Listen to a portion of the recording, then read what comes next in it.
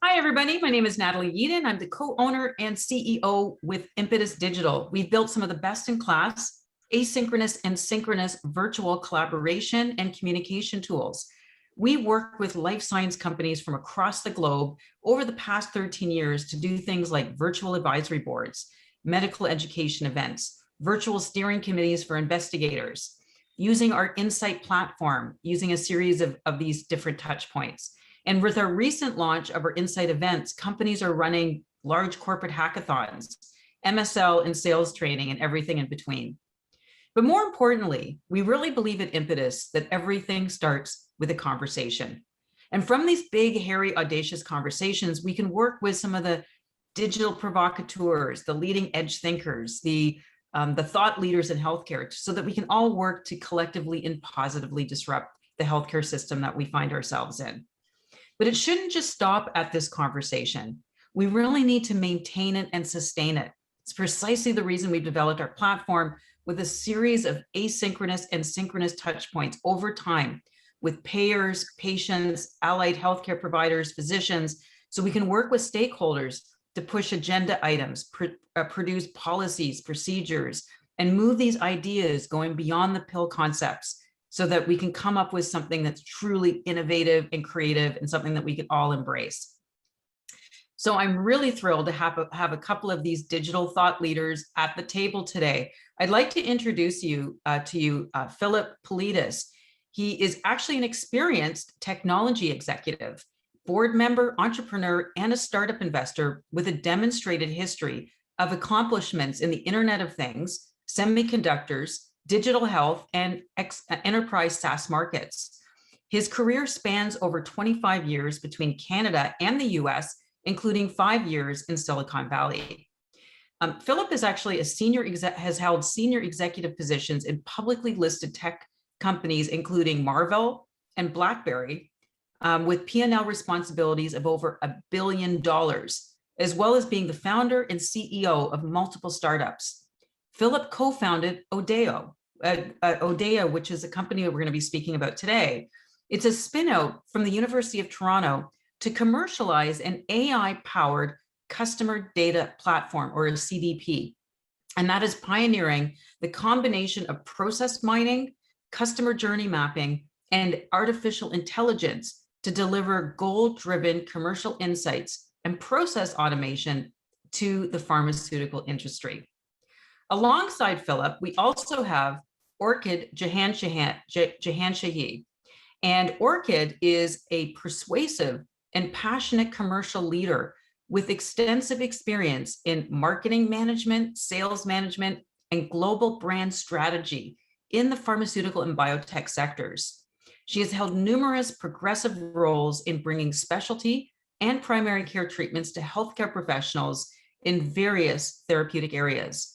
In 2020, Orchid pivoted her career to the artificial intelligence space at 2 separate Toronto tech startups, with a vision to create awareness for the ethical use of AI, as well as to help unleash the power of AI-powered predictive analytics for the life sciences sector.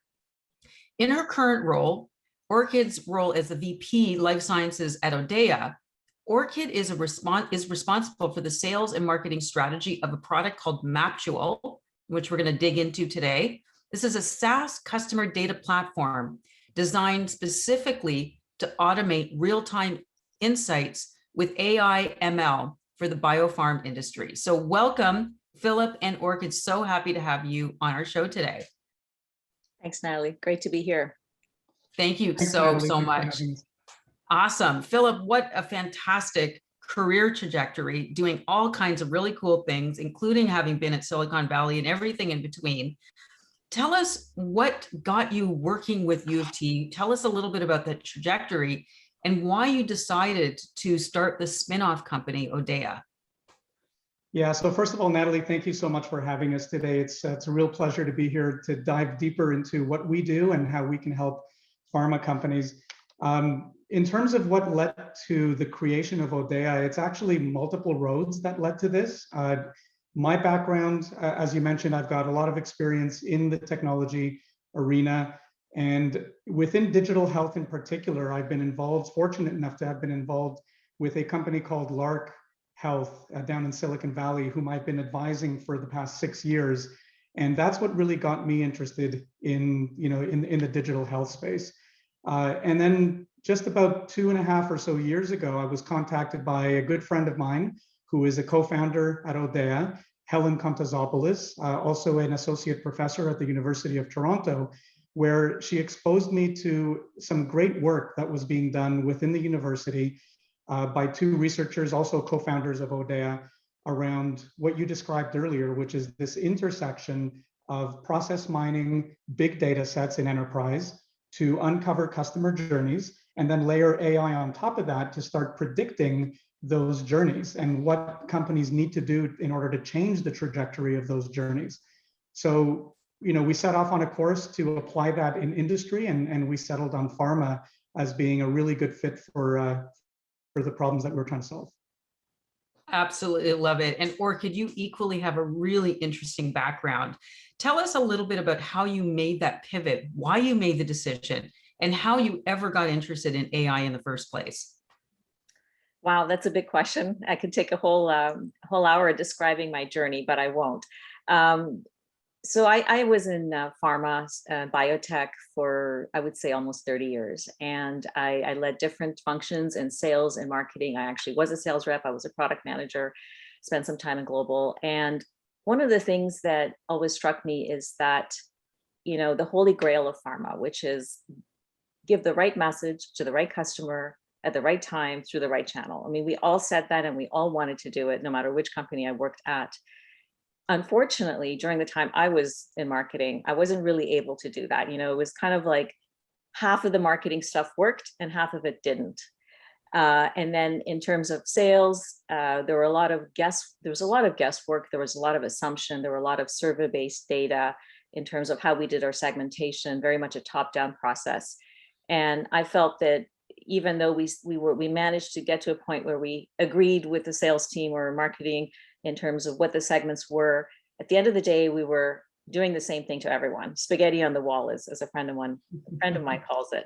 And so when I saw what ODAIA had, it was during a year where I had already left pharma for personal reasons. I was taking time off. I was helping with a friend of mine with his tech company. And I started off as an advisor through a friend of mine who works at Mars, who introduced me to ODAIA. And I only worked with the team 1 day a week. And the moment I saw MapTool, it was really, truly what I needed to do those things. And it was a version it's much, pre-version of the one we have today, but it really allowed me to see how you can use AI to help prediction. And so it was beyond analytics, beyond dashboards, beyond a gazillion, Excel sheets that I would be looking at. It's this idea of use some other superpower to create prediction. And that's where I got excited. I joined the company in September. Actually, I'm an investor in the company as well. And so here we are. Awesome. So cool. I love it. And AI is the coolest thing. And then you brought this all into this holy, Venn diagram, or this triad. And so we're going to double click on each of these concepts. So the first question comes down to that I have, Philip, is really, we hear a lot about big data, and we just kind of want to illuminate what this means in pharma biotech. What are these data silos? What are we collecting currently? And where is this information coming from? And maybe you can kind of give us a bit of a historical view on, prior to the ODAIA concept or solution, what was everybody doing with this data? Yeah, you know what? I think the best way to probably answer this is to have Orchid, if it's okay, to have Orchid describe, because she comes from the pharmaceutical industry. She's got 30 years of experience in that space in sales and marketing.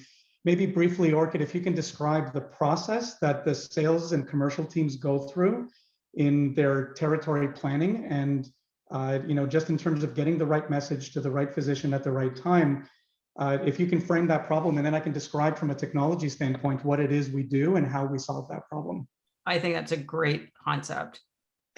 So a little bit of what I just mentioned, it's really, it hasn't been changed for a long time. The 30 years that I spent in pharma is sort of the same way. And the thing that has changed, though, of course, there's CRMs, and of course, there's technology, and marketing automation is relatively new as well. But in terms of the process of a marketing team or a brand team and how they interact with sales and marketing, that process has been top down, meaning from the very beginning, there's tons of data inputs that go in there. A lot of it's survey-based data, which is on a limited number of physicians. I think in Canada, we would look at 150, let's say, neurologists to try to spend millions of dollars on those neurologists later on. So that a lot of money is spent, a lot of thinking, a lot of money is spent afterwards, but a lot of the assumptions come from surveys and some historical data and some progressions that we did on simple spreadsheets. And then we would simply, build the segments, sometimes on our own, sometimes with the use of consulting companies. And we funneled that down to the sales team. So it was always understood, and it is, I think, to this day, that, marketing kind of starts the process, and then your salespeople or your automations are sort of your hands and arms, and they roll out the strategy. They are tactical. What we're talking about here that really excites me, because I did spend half of my life in marketing and the last half in sales. So I'm quite biased on the sales side most recently to see incredible brain power and professionals in the sales team not be able to have this ability to shape the business fast enough. Their feedback would have to go back into the cycle a year later, a little bit like Groundhog Day, take the feedback and then push it down again. And this was literally a yearly process. And we would maybe redo this possibly once a quarter, but rarely more than that. And so we would be stuck seeing something like a pandemic would arrive. Actually, it didn't arrive. Something as maybe less exciting as what happened. Those dynamic changes in the market would not be acted upon by the company as fast as they could, because the representatives were not in a position to bring back that data into the strategic realm. So I'll go back to Philip to explain why Maptual sort of turns this upside down. It's a little bit of a revolution in thinking, I believe. Yeah, so this is perfect.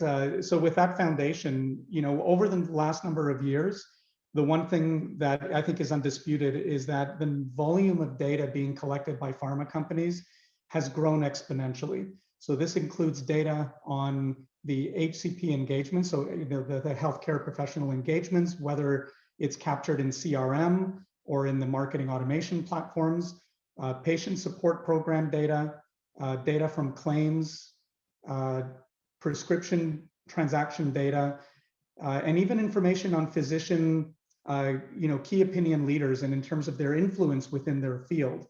The publications that they've authored, for example, or studies that they've published. All of this data is currently residing in siloed databases where the average rep doesn't have access to every single one of these data sources in order to be able to, collate them together, look for insights, and then make decisions in terms of their territory planning based on those valuable insights. And the human mind, frankly, can't possibly comprehend any of the correlations that exist between data sets. If you look at really big, vast data sets of whether it's HCP engagement or prescription transactions or data from patient support programs, the patient journeys, for example, all of that data in combination to try to analyze that, to look for correlations, to look for insights that are extracted so that you can inform your sales approach, your marketing approach. All of that, can't really be done by human unless you spend, countless hours with countless people working on data analytics. And so this is where AI comes in. But before we get to the AI piece, one of the things that we're trying to solve here is to make the commercial or customer facing elements of pharma a lot more efficient than what they were in the past. When you look at the statistics in terms of how much money is being spent by pharma companies on the sales and marketing of their brands, in the US alone, I think the latest number I saw was around $30 billion collectively on sales and marketing. 20 billion of that 30 is directed at selling and marketing to HCPs. That's a huge number. Now, if with a tool like Maptual, if we can bring all of the disparate data sources together, if we can aggregate them in one place, give the teams a single pane of glass within which they can get all of the insights, start layering predictions on top of that, predictive analytics, so that we can predict what Orchid mentioned earlier in terms of this static approach to territory planning, which is typically done once a year with maybe reviews done every quarter or maybe semi-annually. We can do this in real time. So as soon as there's changing market conditions like a pandemic or any other change in market condition or a competitive product that comes into the market and is competing against your product now, we can adapt to that in real time using our AI analytics.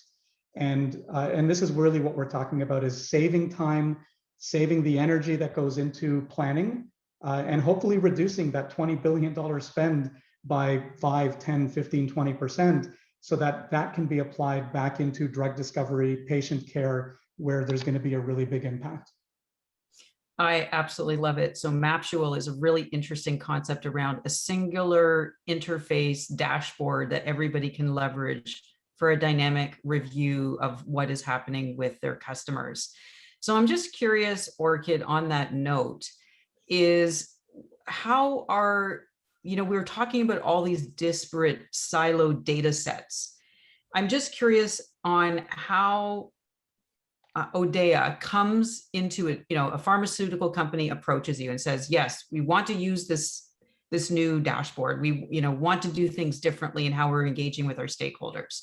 What is sort of the key steps that you would walk somebody through if you're starting to look at all of these almost like mini data lakes and bringing everything into a centralized? What kind of information would you lead them through in terms of the seamless steps towards that plan?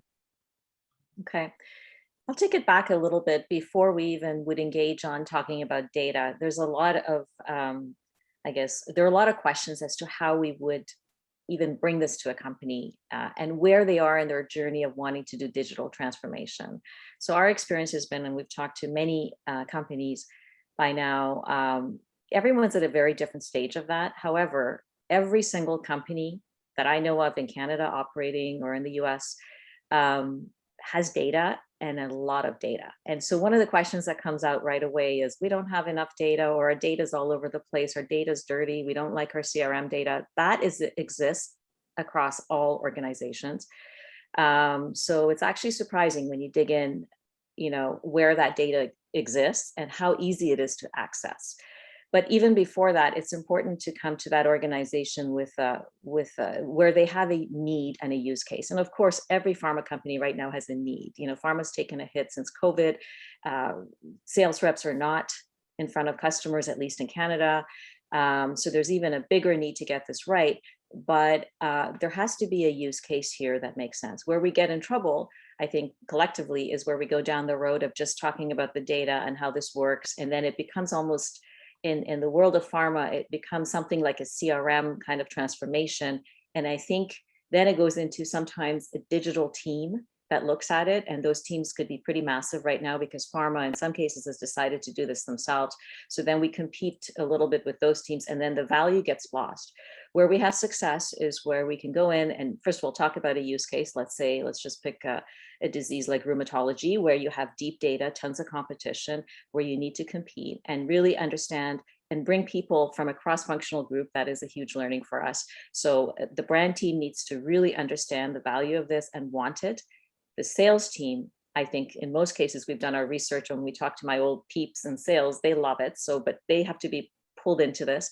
But of course, the sales operations, commercial excellence, digital teams have to be on board as well. So that's one element, to bring that cross-functional thinking in. When we look at the data, yes, it's all over the place, but to start small is the way to go. So you can still, small does not mean you go incremental. Small can actually leapfrog you ahead, especially if you're a medium-sized company. You can pull something like this off the shelf, not created with a consultant over 2 years, and jump ahead of the big competitors, because you don't have as much bureaucracy, you don't have as much worry, and so on.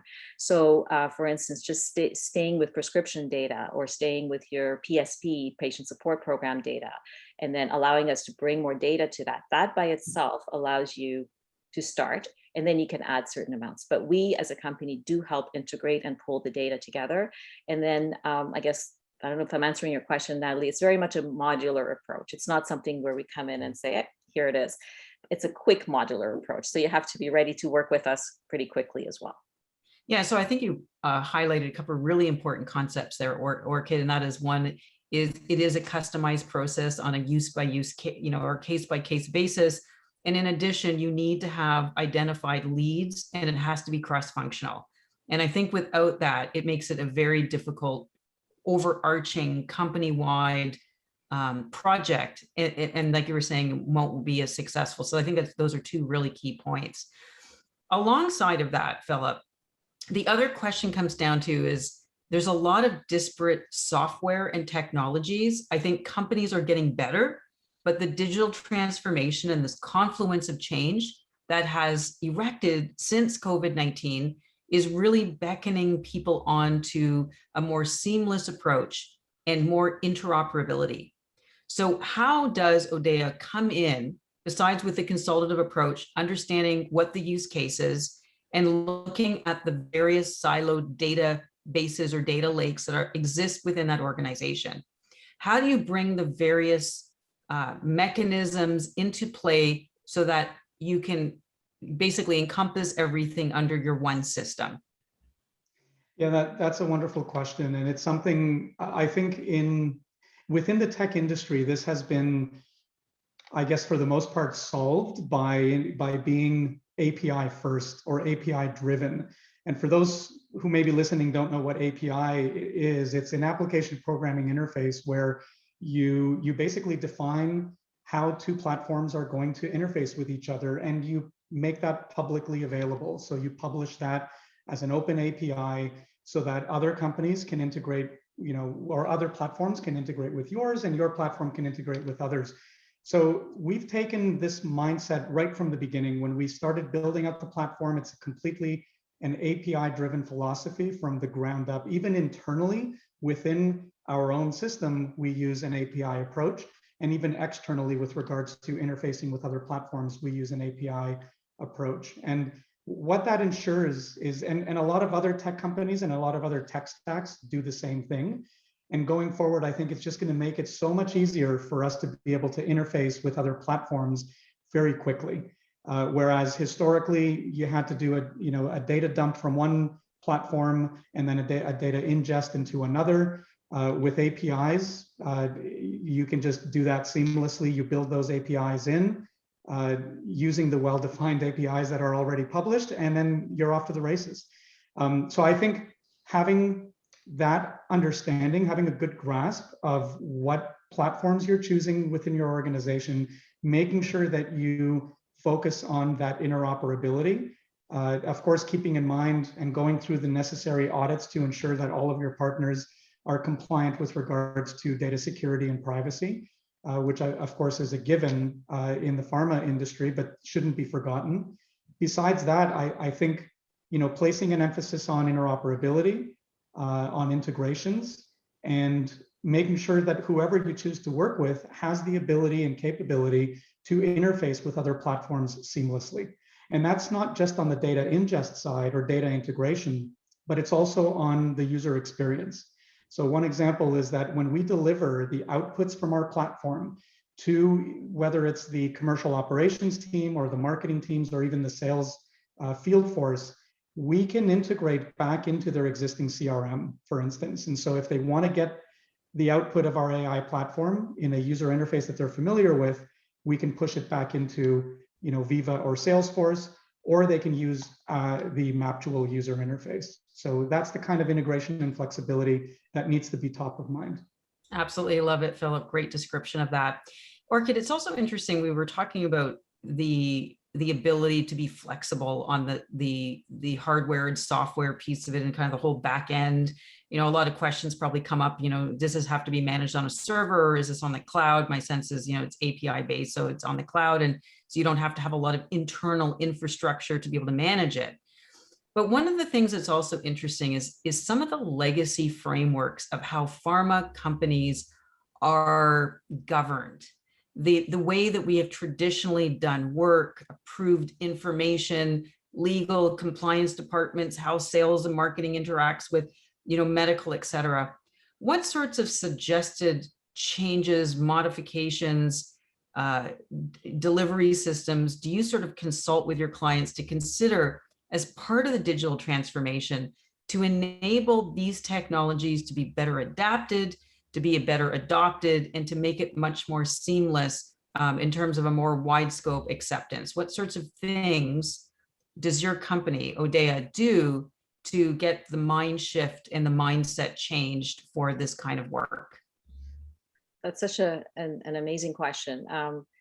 We take that really seriously. I take it really seriously, and I lived it. So we are not taking shortcuts, and we certainly don't want to say that all of the regulatory compliance, all those things sort of go away. In fact, they get, I think in the minds of our customers, they're a little bit even more alerted when they think about AI. Is there a black box? You know, one of the things that we do, for instance, is make sure it's a glass box so that we can explain and you know, have a transparency as to what we're doing. But this is a really important question. I would say it depends on the company. However, I've also been in companies where we have used these regulatory and compliance restraints as an excuse to not be innovative. So I'm going to be a bit bold to say they're not as tough as you think. And there's nothing that we're doing that is any different than setting up, let's say, a PSP program, which is really critical with patient data. We're not touching patient data, for instance. We're not doing anything that hasn't been done. The only difference is there's a bit of a hype and a sort of a fear around the fact that it is a black box and, you know, we take the data and we do some strange things with it. That's not reality. So once people understand that, the fact that what we're pulling is what has been done, let's say, by a consulting company to deliver segmentation before, or again, a PSP company that you would engage, we go through those motions. So it's very important, though, what your question is super important in terms of the timing. So I always say, hey, we work really fast. In 2 months, we show you something. Sometimes procurement and all of the things that you talk about take longer, and they should take longer. We go through that whole, you know, rigorous process, whatever the process is of the company, to make sure that we are ethical, privacy measures, all of those things are regulated with us as well, and we can be audited. So from that perspective, I don't see much of a difference, but there's definitely a culture change that's happening. I think when people see how fast when you can actually deliver something in 2 months and it takes procurement 3 months to give you data, that kind of puts some people on edge. Some of our customers kind of think, well, maybe we should be doing this faster. So it's actually, in my experience, it's actually mobilizing those guys to kind of challenge their own internal teams to mobilize faster, because it shouldn't take, some of these things shouldn't take that long. But yes, so that needs to be, it's rigid and it just needs to be followed, but there's no special thing with that we wouldn't abide by, I guess, with the use of a tool that includes AI. I love it. I think that's fantastically said, Orchid. I mean, with all of this, there is also a mind shift. We're talking about a lot of cultural change in this digital transformation. Some people are uncomfortable with this, and it's wonderful to see that a company like ODAIA is there to handhold people through sometimes a difficult process in really how some of the legacy frameworks actually function at companies. So moving to you, Philip, I'm also just curious, we've talked a lot about you've integrated, you know, again, coming from the roots of the work that was done at the University of Toronto, this artificial intelligence interface. So we're used to, you know, we can grapple with this idea of data. Everybody's been working in data for years and years at pharma. But now what ODAIA is doing is you're kind of mixing this all into this data lake, mixing it all up, integrating some smart learning, some algorithms, to actually pull out something completely new that a sales rep at first blush or a marketing director at first blush won't necessarily catch or see or determine key patterns. Can you tell us a little bit about this integrated AI, why it's special, what it potentially could do differently from a use case standpoint? And is this something that gets smarter with time? We've heard that data is the new gold. And with all this unstructured data that pharma has at their fingertips, how does the AI become smarter over time?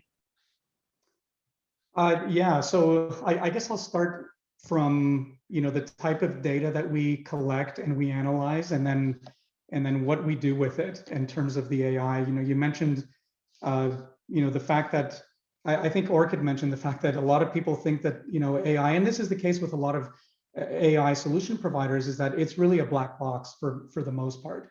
we try to flip that on its head. We call it a glass box, because we want to make sure that anything that we do using artificial intelligence or machine learning or any kind of data science techniques is completely transparent to the end user of our platform. So we distill all of the decisions, I guess, that are being made by the engine, by the machine, down into plain English sentences. And so when we provide, for example, a priority list of HCPs that are treating patients in a certain disease area, and there's other factors that come into play in terms of our analysis of these HCPs as being the right ones to target for a certain therapeutic in a certain territory, we provide the reasons behind it. We say things like, and this is something I didn't mention before, but we also analyze demographic information, demographic data on population trends within the geographies that these HCPs practice in.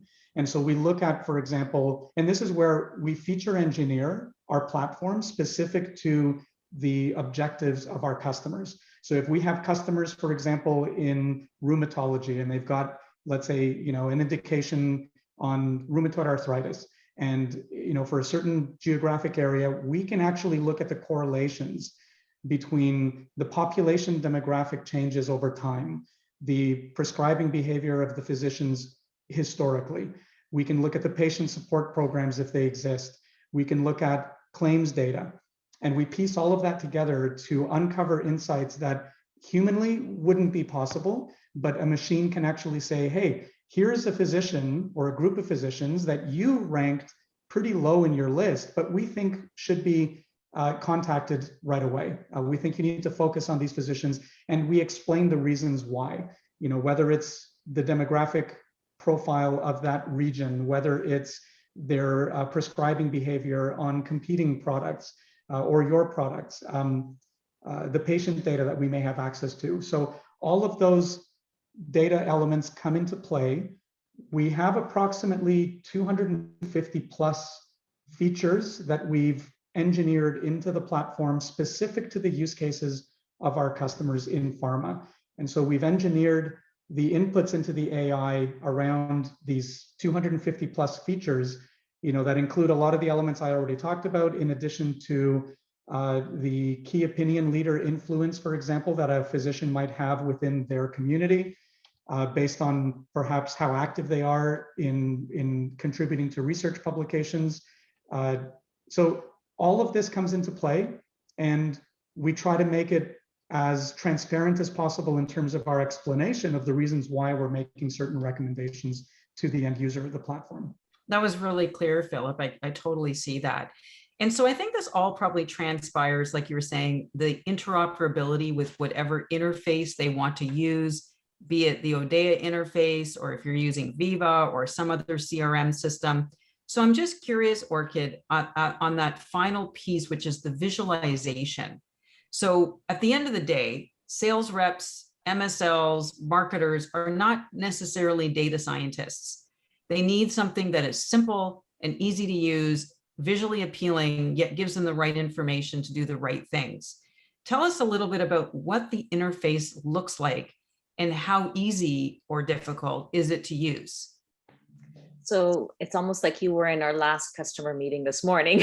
This is the question that comes up all the time. And it's a super important question. One of the trends that's out there, that's been out there for many industries, except pharma, it seems, is the user friendliness of these tools, right? When I manage sales teams, just using a very simple CRM tool was painful. So this whole idea, which in the tech world is called user experience, is that you need to be super obsessed with the way people actually use your product and design it that way. And we have many examples of that in the world, like when you open your iPhone. So we are constantly obsessed with that. At this point, we are in a place where we have a platform that we feel is very user-friendly for the marketers, what we call sort of the back office for sales ops. And we're right now working on taking this to a different level for the sales reps. Now, it sounds like far away, but it's literally weeks away. So, and how do we do this? It's not customized well, it is customized, of course, in terms of the needs of the customer, but these are things that I would say all sales reps want. They want simple landing page. They want some, so those types of things, we do our own focus groups. We do our own going back and making sure that these things make sense and feel good, not just to the sales representatives, but also to their managers and so on. So I'd be lying to say that it's the final version, but it's a pretty nice version, much nicer than what I dealt with again when I was in that role, but something that we have to constantly improve, because we know it's an emotional feel that you have with technology, especially now with everything going on with the pandemic, where there's a lot of confusion as to whether you're doing it on Zoom. Are we going to go back live? We know the Americans are in front of customers already. I heard something funny the other day that a representative received, very, very large visual aid because they had to actually physically be there. So I mean, we have to be creative and do things very differently. But I personally think that the human aspect is the thing that's going to drive this business forward from our side. We actually have evidence, Natalie, that shows that when the representative added their own insight to MapTool's suggestions, the result was much better than if you just followed the MapTool suggestions, which always tells me that, yes, as Philip said, the AI does things a gazillion times faster and better over time. It learns faster, but that moment when something changes, that representative has a piece of information, or that marketer has a piece of information that the AI does not and has not learned historically to learn from, has not been trained on. Therefore, in that moment in time, that person is smarter. But why not add the AI to that brain? So again, we're not replacing that, but I really hope that we create something, so beautiful that, you just want to grab it and play with it, for lack of a better word. You're absolutely right. AI doesn't have yet things like empathy and other sort of human condition consciousness that brings that other element of the je ne sais quoi that makes it all work. So I was also just curious, Philip, on that. So again, we just alluded to keeping a great user experience. We wanted to, make things seamless, simple, really, beautiful dashboards, et cetera. I'm also just curious about the sheer volume of data that could potentially be perplexing and confusing to people like sales reps. Has the information, or will the information get filtered? Are there tags, ways to actually culminate things into numbered classification systems based on certain search words and things, so that lists show up based on certain criteria, where you're not like endlessly looking at dashboards and being the data scientist of like trying to put it all together? What does that look like? And I hope that didn't come up in your meeting this morning. Actually, it was probably the crux of the meeting this morning. Oh. Okay.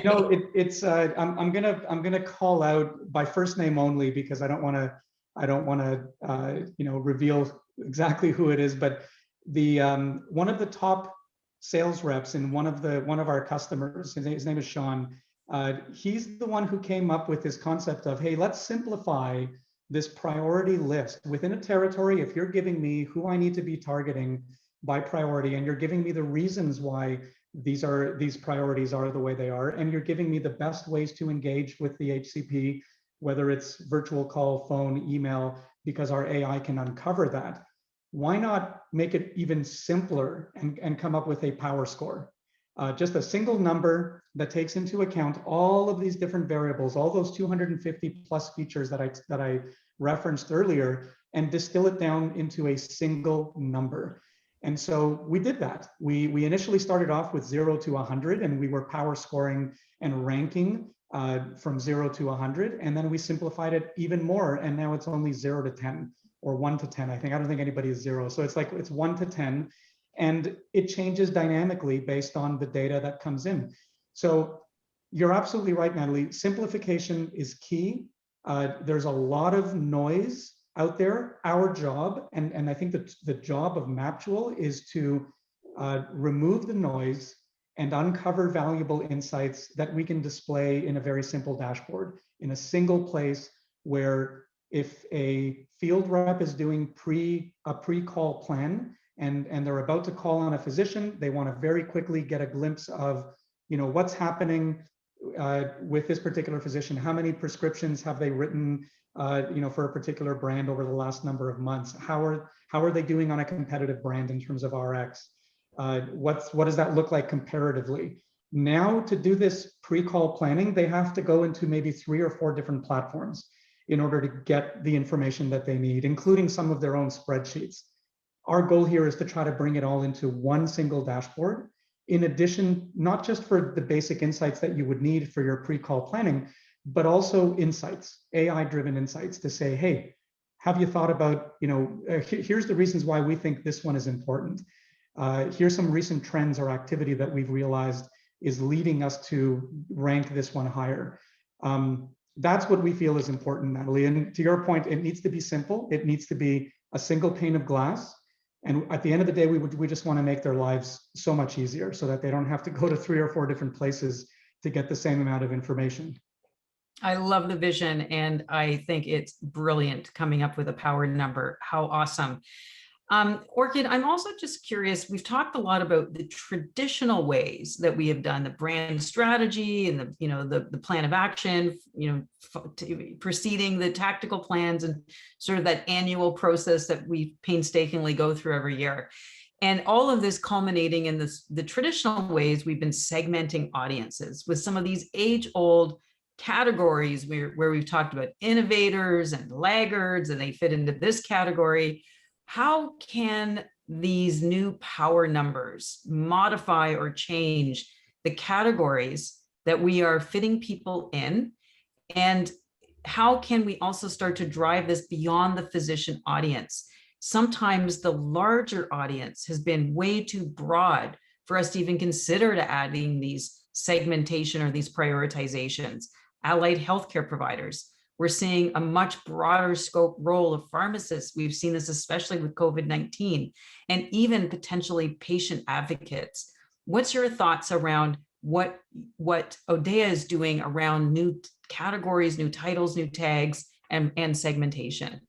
Mm-hmm. So, I mean, we're starting with the healthcare professionals, of course, right now. That's our core, audience in terms of segmenting them. And in terms of the nomenclature, I mean, the AI is finding those segments. We are actually, in a couple of these cases, we've asked, or we haven't been given the marketing lists, not to bias us or whatever. We're the AI is saying, here are the people, here are the clusters of opportunities for you. Now, you can call those opportunities whatever you want, but at the end of the day, you may have too many clusters, and then it becomes impractical. So, this is where I think sometimes we get ahead of ourselves, where we're like, oh my God, there's 15 different ways of clustering it. Okay, so then our customer comes back and says, you know what, we're at the start of this journey. Let's make it like 2 clusters for now. Let's start somewhere. So there's definitely some back and forth massaging of what this machine is telling us what to do versus, again, what the humans want to do. And I think that's really important because it's a journey. That's one thing about the segments. So it's endless how many segments you can come up with. But the other part of what you mentioned, which I find really interesting, is what about the other stakeholders? And so it's really the same process. It goes back to, do you have data on nurses? Do you have data on pharmacists? And do you have data on patients? Because if you do, if we throw that in, and right now we do have some patient data going into these algorithms, then you can see the journey of all those people. And why not? I mean, with one of the use cases that we have, we're trying to see if that patient journey in terms of the disease journey is actually matching up with the HCP journey. And at what point do we trigger a rep or a marketing person or anyone in the company, maybe an MSL, to go in at that time? So that's where I think it becomes super valuable. HCP is only one stakeholder, but at this point, for us to bring pharma to this level, I believe it's a peak. It's a next wow. It's too much almost to have that conversation. But it's not too hard to do that. And there are some customers who really want that up front. They're like, you know what, we got this data. Those are mainly in the US. The US has a lot of data, and they have very granular data in different areas of accounts and pharmacies and claims and so on. So that's where it becomes super rich. But I want to bring it back. I think sometimes when we speak that way, we scare people, because then their brains just go into 6 different departments. And I totally understand that, because if you think outside of HCP and you're like, oh, well, that's a patient thing, I got to pull in that person to come in the meeting, and oh, that's a medical thing, oh, that's going to confuse it. So let's keep it like this. But we do have a client that's already pulled in the medical team to watch what we're doing with the commercial, because there are ways to pull in medical data in a very compliant way to inform the algorithms, to make sure that we're compliant and not doing anything strange in terms of, the firewalls. But but have the information still in a, I think, Philip, you call it the walled garden. So, you can do that. It's just the mindset has to be there. But I think the power of this is when if you have data on the different stakeholders, absolutely. And then the other part of it is, what is the reps journey? That's one thing that fascinates me, when I managed managers or reps across the country and flew to one location for one night for a field visit and come back. I mean, that is just ridiculous, right?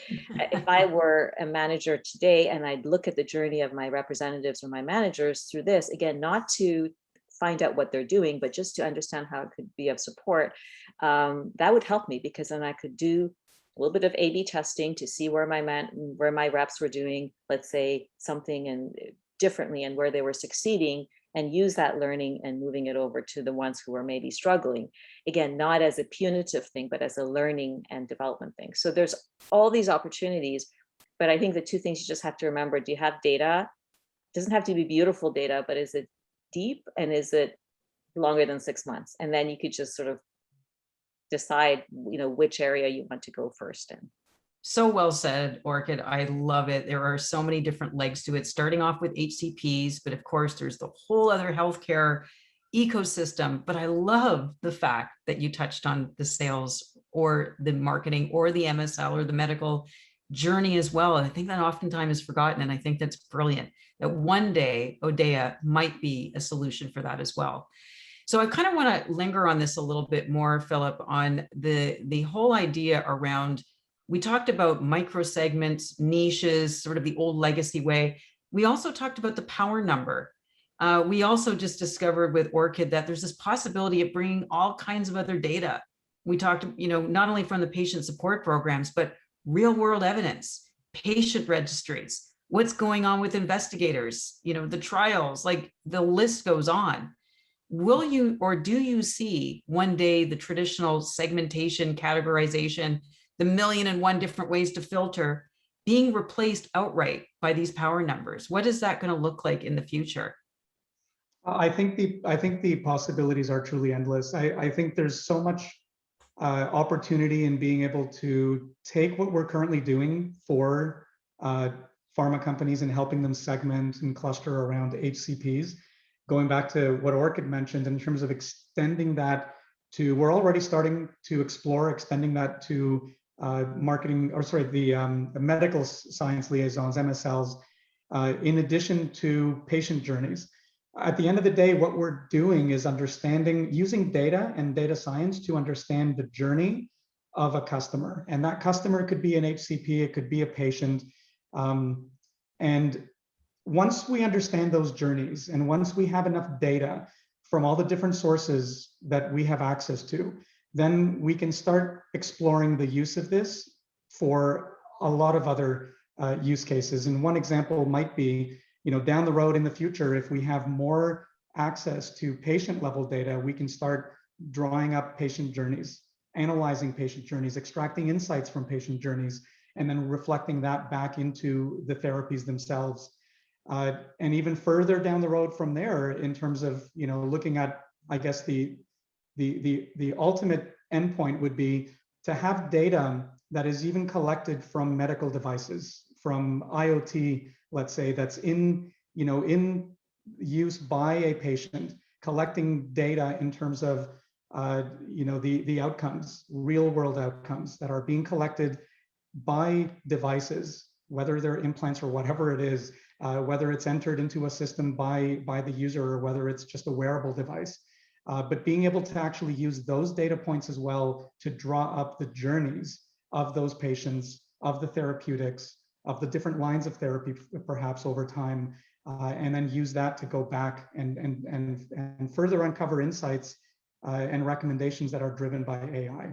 So I think the opportunities are endless. I think there's so much that can be done once a platform and a system is in place that knows how to deal with these use cases and knows how to work with data from within this industry. It certainly is. That is mind-blowing. All of this to say, Orchid, at the end of the day, the idea here is to really get the one-on-one, hyper-personalized messaging interface going, because we're so used to this formula is going to work for this segment and this formula is going to work for this prioritized group. And now we've got this like kaleidoscope, people numbered by these power numbers, who's most important based on this whole series of data that's been collected and analyzed by these really smart computer algorithms. What would you actually say to create these frictionless, really personalized experience between rep and marketing? How would you define this new realm that we're talking about? And really, what would you say is the difference between multi-channel versus omni-channel? Mm-hmm. Those are like 4 questions there, Natalie, but I will try to address a couple. We'll say A, B, C, and D. No, that's great. So I think it's so interesting because there are a lot of people probably listening to this podcast that are in jobs called omni-channel something. Omni-channel has become a real buzzword and we use it too. And it's like the panacea where everything just connects, right? The patient is in the middle, HCP in the middle, whoever you want to put in the middle, and you've got all the target, the inputs kind of connecting and the outputs. No one's done that. I don't believe anyone has done that in pharma. I think that we're in the world of multi-channel right now. I think that we've got different channels and some are better than others in terms of measuring them, but even that we're not measuring specific channels that are the value of each channel. So we're not talking about going to your, let's say, advertising campaign and looking at impressions and hit rates and things like that. So there's engagement scores that have been there for a very long time. We're talking about taking that engagement score and attributing it to return on investment to a certain extent. And we have to be careful how we word this because we're not doing everything to just go down to the ROI level, but it's also the beauty of being able to personalize this so that next time you go to the doctor in Toronto, you have a specific message that's very different. You could be the same rep taking a very different message to the doctor in Hamilton. Where this really is possible more so than the rep involvement, I think that really gets marketing excited. And you talked about the friction. There's always friction. I mean, I've been on both sides of that, and there should be some healthy friction between sales and marketing. But in this case, this is where I think they're actually saying exactly wanting the same thing. As marketers, I think I said it earlier, half the stuff that I did didn't work. And I never knew which half worked and which half didn't. I was doing very traditional things, spending a lot of money across the country and doing the same thing with all my provinces. And often we'd say, oh, Quebec is different. Let's do something different here. Or maybe Montreal wants this. But we would never bring it down to the level of Dr. Yaden wants this and Dr. Orchid wants this. We would not get to that level. But you can do that now. We have marketing automation. There's the tools are there, and companies, the omni-channel experts are really great at that. And we've got fantastic ad agencies that are really focused on this area right now that we work with, by the way, behind the scenes, or try to, so that once we find out what these channels are worth, or you can in real time then apply those specific tools from a marketing automation perspective, no reps involved, and the data is very quick, and that doctor happens to get something that he actually wants. It's a little bit like when we, turn on the Facebook and suddenly the perfect shoes that you've been looking for suddenly show up. Wouldn't it be awesome if we had that for our physicians? And to me, a part of that for me is very personal in that I left pharma, which has an amazing reputation, but sometimes not such a great reputation, to go to tech. And the first thing I said to my family was like, did I just go from like one to, well, how am I going to deal with this myself? Because I don't love the image of some of the things that are happening in this industry. And the one constant for me is that I really do believe what I was doing in pharma, I always put the patient in the middle. We trained representatives to really go into the patient's life, not give data, but really talk about how it changed patient's life. I'm doing the same thing here in a way, saying to myself, maybe it's a story I tell myself, but I really believe that if pharma spends the money more appropriately, if it's more targeted, if it gives salespeople exactly what they need, if it gives the doctor exactly what they should be getting, there's no wasted, there's no half the marketing not working. And that money saved should go back to patient care. It should go back to patient therapeutics. There's lots of ways to help that patient. And that makes me feel good to think, it's not about saving money. It's about just redirecting to make sure it's not all about the HCPs, it's what we're doing outside of that. And every pharma company wants to do more and put the patient at the center. So let's find that fine balance. So this is where I think the tension between sales and marketing will be less, because sales, frankly, will be empowered to do more, and to act more personalized, and marketing will be able to do the same behind the scenes, and the coordination hopefully will be better. Again, we're not at this stage, Natalie, where I can say, here's a case study and this is exactly what happened. That's my personal vision, and really, and we're seeing early signs of that happening with the organizations we're working in. Love it. And I'm sure there's going to be a role at some point to also integrate medical affairs, scientific affairs, MSLs, because this has certainly great applications for and they're becoming so important in this equation as well, with trials and real world evidence and registries. So I'm sure there's going to be lots more with ODAIA doing work with those teams as well. So Philip, just your thoughts here. So many exciting things, so many different avenues. Again, at the end of the day, the company needs to focus and do this step by step in the right level of progress. What's your thoughts around the future of this? And we hear a lot about the world being platform based. You know, we see this happening with Amazon, where everybody just wants to integrate on that. Spotify is a platform, AWS is a platform. Is this the future for ODAIA? I truly believe so. I think we've got something fairly unique here in terms of the ability to aggregate data from multiple sources and give the teams, the customer-facing teams within our pharma customer base, a single command center, if you will, within which they can be a lot more efficient in all of their commercial activity. And if we can do that effectively, I think we've succeeded. And then beyond that, we talked about where the future could potentially take us in terms of mapping out, journeys of patients, helping in that regard, expanding within MSL realm, which we believe we're actually very close to doing. So yeah, I mean, the focus right now for us is to make sure that we deliver a platform that can aggregate all of the disparate sets of data that exist within the pharma companies, help them make decisions a lot faster and a lot more efficiently than they have before for all of their customer-facing initiatives. This is so well said. We could talk for hours. There's so many different legs to this and exciting things. I want to let anybody who's listening to this, pharma companies, biotech, medical device, if you're interested in connecting with Philip or Orchid, we will leave their contact information in the show notes. So please be on the lookout for this. They would be happy to connect with you if you're looking for partnerships, if you're looking at being one of those medical device or even wearable technologies and want to latch onto this as a platform. I'm sure they'd be happy to speak with you as well. If you were interested in this conversation, please also check out impetusdigital.com. If you are looking at implementing one of these systems within your organization, if you're looking at trying to create an internal focus group with sales reps to determine what the needs are, or with your MSLs or the marketing department so that you can employ one of these and actually execute it over time, you can use Impetus for your asynchronous and synchronous virtual touch points with your various team members and potentially even external pharmacists, physicians, patients who are also interfacing. So you can come up with the most dynamic and useful platform experience like an ODAIA moving forward. So we'd love to see you.